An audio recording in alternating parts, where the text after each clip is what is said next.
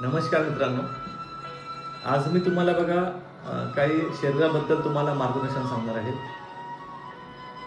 आपलं जे शरीर आहे ते 3 दोषांनी बनलेलं आहे. त्रिदोष ज्याला म्हणतात.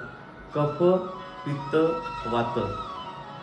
ज्यावेळेला आपल्या शरीरामध्ये ह्या तिन्ही कफ, पित्त, वात हे तिन्ही दोष जेव्हा इनबॅलन्स होतं त्यावेळेला आपल्याला आजारांना बळी पडावं लागतं.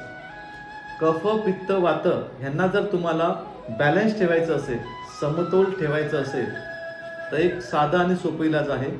बघा, आपल्या घरामध्ये किंवा तुम्ही जर का आयुर्वेदिक शॉपमध्ये गेलात तर एक हिरडा म्हणून भेटतात.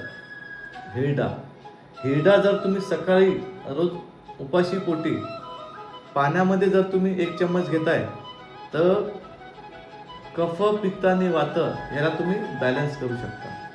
धन्यवाद.